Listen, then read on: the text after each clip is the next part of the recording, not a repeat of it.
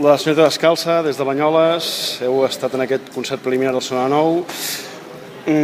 Si haguessis de definir la vostra proposta, aquesta barreja d'esca, electrònica, funky, quina seria la definició que faries d'aquesta senyoreta Descalça? És molt complicat, nosaltres encara tampoc sabem el que fem. El que sí que venim acompanyem la senyoreta Descalça, el nostre personatge fictici, que ve del planeta Mongeta, i ella ens porta amb la seva nau i ens l'ha portat aquí i fem una mica el que ens surt. Seria això una mica. Vau començar com a Jan Burigang, tu també hi eres. Heu canviat de proposta musical. Què hi ha de Jan Burigang? Què heu posat de nou en aquesta senyoreta? De fet, els tres que estem a davant, en Pepe, en Ferran i jo, som els que vam començar ja amb Jan Burigang i ho vam deixar i després vam anar de conèixer, som amics de tota la vida i hem continuat amb aquesta nova proposta, provant l'electrònica, experimentant coses que ens agrada. Diu que descalços, amb els peus a terra, es nota més el ritme, el fred, la calor. Evidentment.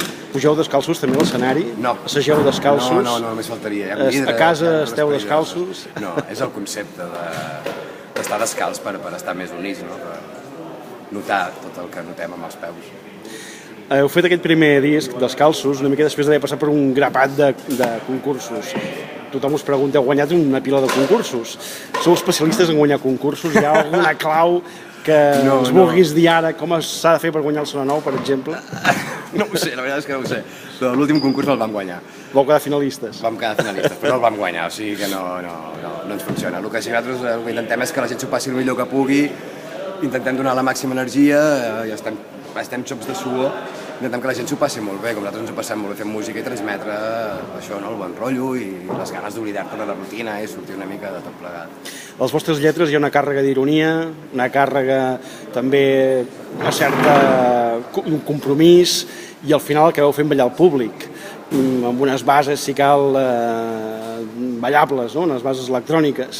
Aquesta combinació de lletres amb aquest punt, amb la música, com lliga? Què és el que fa lligar les dues facetes vostres?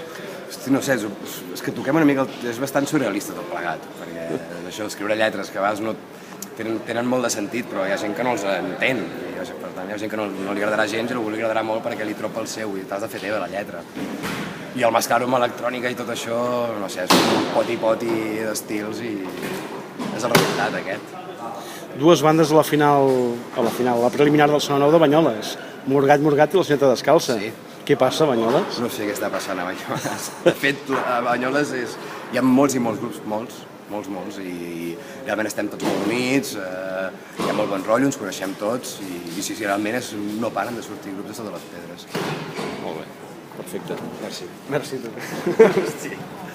Pim-pam, Sí, home. I em El queda... cat, i on més penjarà això? Hi ha la web del Sonor Nou. S'han anat d'aquí. Com que s'han anat? Falta un. Sí. En viatge. No fotis, sí? Navegant, sí. Navegant, Ja fa estona. Hem anat a navegar. Igual estan fora, sí.